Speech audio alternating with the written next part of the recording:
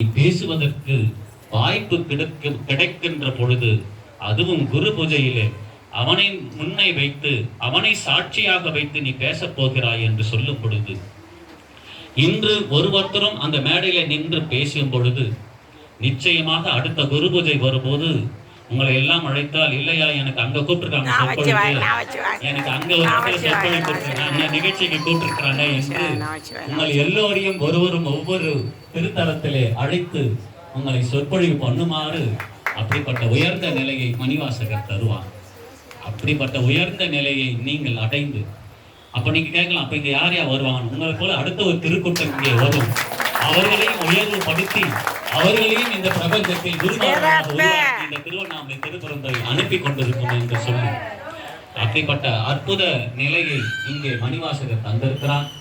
அதை நீங்கள் முழுமையாக பயன்படுத்தி இறை அனுபவத்தையும் குருவினுடைய கருணையும் உங்கள் வாழ்க்கையிலே எப்படி துணை புரிந்தது, என்ன உங்களுக்கு கிடைத்தது, திருவாசகத்தை மட்டும்தான் எடுத்து பேச வேண்டும் என்பது அல்ல. குருவினுடைய நிலை, இறை அனுபவம், குரு அனுபவம் உங்களுக்கு, நீங்கள் எல்லாம் இங்கே வந்திருப்பவர்கள் 90% பேர் திருவாசகத்தை எழுதி முடித்திருப்பீர்கள் என்று நான் கருதுகிறேன். எத்தனை பேர் திருவாசகத்தை எழுதி முடிச்சிருக்கீங்க? 100%.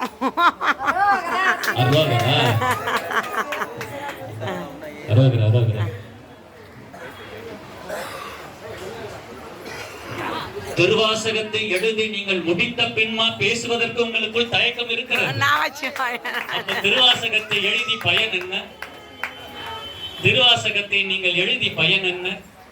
திருவாசகத்தை நீங்கள் சிவபுராணத்தில் ஆரம்பித்து அச்சோபதிகம் எழுதி முடிக்கும் பொழுது, நேற்று கூட பல இடங்கள்ல அடியேன் அதுதான் சொல்லியிருந்தேன்.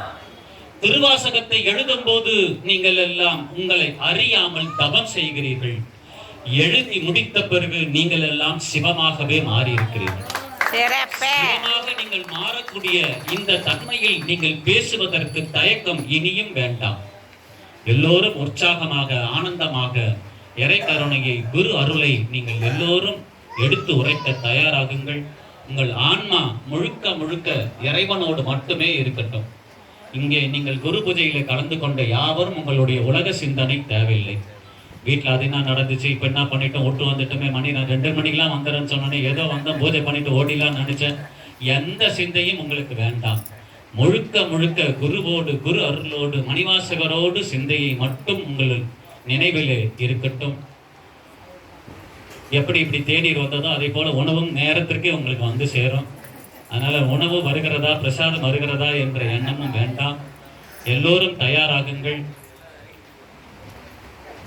குரு அருளை பெறுவதற்கு, குருவினுடைய வாக்கை கேட்பதற்கு, உங்கள் ஒருவருக்குள்ளே இருக்கக்கூடியது எழப்பட்டது எல்லாம் என்னும் எழுத்தும் சொல்லும் பொருளும் ஒளியும் ஓசையுமாய் அவன் உள்ளே வந்து விடுவான்.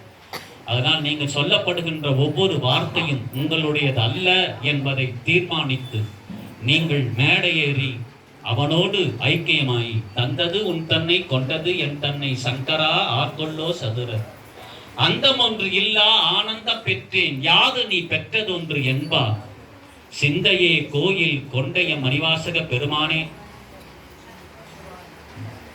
நீ வந்து உடல் இடம் கொண்டாய், யான் இதற்கு இளங்கோர் கைமான். மணிவாசக பெருமானே, நீ வந்து என் உடலிலே ஓர் இடத்தை எடுத்துக் கொண்டாய். எப்படிப்பட்ட கருணையாளன் நீ! நீ வந்து என் உடலிலே குடிபுகுவதற்கு ஏதுவாகத்தான் என் தேகம் இருக்கிறதா? இந்த தேகம் எப்பேற்பட்ட தேகமாக இருக்கிறது என்பதை நாம் எல்லாம் நினைந்து நினைந்து நினைந்து பார்த்தாலே அவனை உருகும் தன்மை தன்னாலே கிடைத்துவிடும். எப்பேற்பட்ட தேகம் இது, எப்பேற்பட்ட உடல் இது! அழுக்குகளும் ஆபாசங்களும் புழுக்களும் நிறைந்த இந்த தேகம், இந்த தேகத்தில் இந்த நாவிலே அமர செய்திருக்கிறான். திருவாசகத்தையும் நமச்சிவாய மந்திரத்தையும் நம் நாவிலே அமர செய்து சொல்ல வைத்திருக்கிறான் என்று சொன்னால், எவ்வளவு எவ்வளவு கருணையாளனாக இருந்தால் நம்மையும் பொருட்படுத்தி நம்மையெல்லாம் இந்த நாயெல்லாம் சிவிகையை ஏற்றி வைக்கக்கூடிய அம்மை எனக்கு அருளியவாறு அதனால நமக்கெல்லாம் அந்த கருணையும் அருளையும் வாரி குழைந்திருக்கிறான். முக்கியமான ஒரு தகவல் இன்று ஆனந்த வயப்படக்கூடிய தகவலாக தான் அடியேன் கருதுகிறேன். நம்மளுடைய வாதவூர் அடிகள் உங்களுக்கு எல்லோருக்கும் தெரியும். நம்மளுடைய மாநாட்டு கூட அவர் வருவதாக நமக்கு சொல்லியிருக்கிறார். அவருடைய தாயார் இன்று காலை முக்தி அடைந்தார். நமச்சிவாய நமச்சிவாய சிவசிவா சிவசிவா. மக நட்சத்திரத்துக்கு அவர் மணிவாசகருக்கு செய்த தொண்டு, அவர் மணிவாசகருக்காகவே இருந்த அந்த நிலை அவருடைய குடும்பத்திற்கே அது கிடைத்தது. இதற்கு ஒரு நமச்சிவாய நமச்சிவாய சிறப்பு சிறப்பு சிறப்பு. அந்த ஆணி மகத்தன்று அவருடைய தாயாரை இறைவன் அழைத்துக் கொண்டு கைலாயத்துக்கு அழைத்துக் கொண்டு போய் நமச்சிவாய நமச்சிவாய சிறப்பு. அவர் முக்தி அடைந்திருக்கிறார் என்ற அற்புத நிலையை காலை நமக்கு செய்தி கிடைக்கப்பட்டிருக்கிறது. அதனால் அந்த ஆன்மாவிற்காக, முக்தி அடைந்த அந்த ஆத்மாவிற்காக எடுத்தவுடனே முதல் பதிகமாக நாம் இன்று ஓதப்படுவது அச்சோ பதிகம். அந்த ஆத்மாக்காக நம்ம பாடக்கூடிய இந்த அச்சோ பதிகத்தை பாடி அந்த ஆன்மாவானது இறைவனே வந்து ரிஷப வாகனத்தில் அழைத்து கொண்டு போய் கைலாயத்துக்கு கொண்டு போய் சேர்ப்பதற்கு நாம் எல்லாம் இந்த அச்சோ பதிகத்தை ஓதி அந்த ஆத்மாவுக்கு நாம் சிறப்பு செய்வோம். திருச்சிற்றம்பலம்.